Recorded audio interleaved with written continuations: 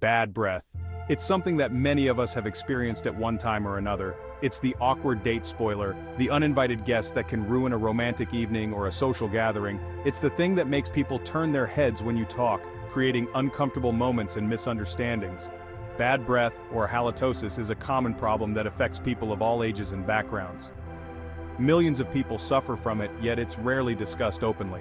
But we don't talk about it much. It's a topic that's often avoided in polite conversation. Why is bad breath so hush-hush? Because it's embarrassing. It's a personal issue that can make anyone feel self-conscious.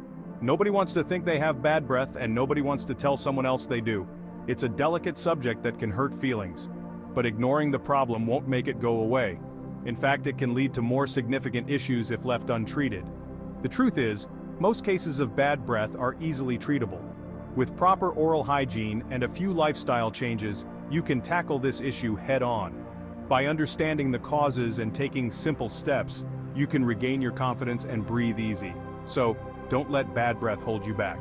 Take action today and enjoy fresher breath and better interactions. So, what causes that dreaded bad breath? It's a question many of us have asked ourselves at some point.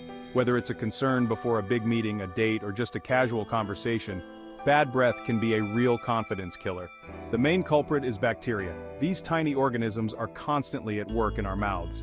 Our mouths are full of bacteria, and that's not always a bad thing. In fact, many of these bacteria are essential for breaking down food and maintaining a healthy oral environment. But when certain types of bacteria build up, they release smelly sulfur compounds. These compounds are the byproducts of bacterial metabolism, and they can be quite potent.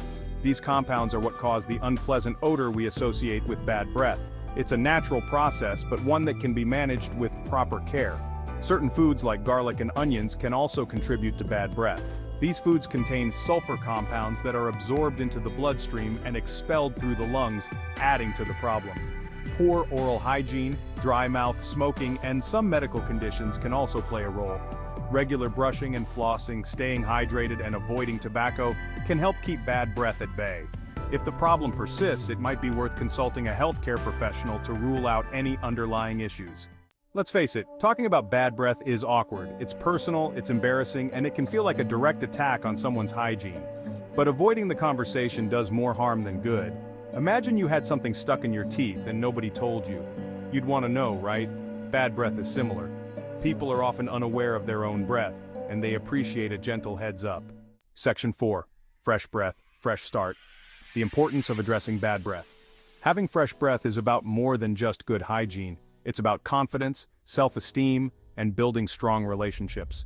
When you're worried about your breath, it affects how you interact with others. You might avoid close conversations, hold back from speaking your mind, or shy away from social situations altogether. Addressing bad breath can have a positive ripple effect on your personal and professional life. Section 5. A breath of awareness. You may have bad breath and not even know it. Here's the thing about bad breath. You might have it and not even know it.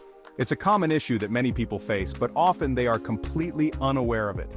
Our sense of smell adapts to our own sense, making it difficult to detect our own breath problems. This phenomenon is known as olfactory fatigue, where our nose becomes desensitized to the smells we are constantly exposed to.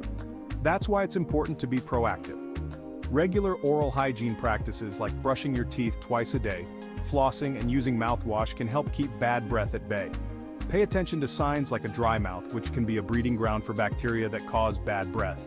A white coating on your tongue, which indicates a buildup of bacteria and food particles, or a persistent bad taste in your mouth, which can be a sign of underlying dental issues or even digestive problems. Talk to your dentist or doctor if you suspect a problem. They can provide professional advice and treatment options to help you maintain fresh breath and overall oral health. Remember, being aware and taking action can make a big difference in your confidence and social interactions.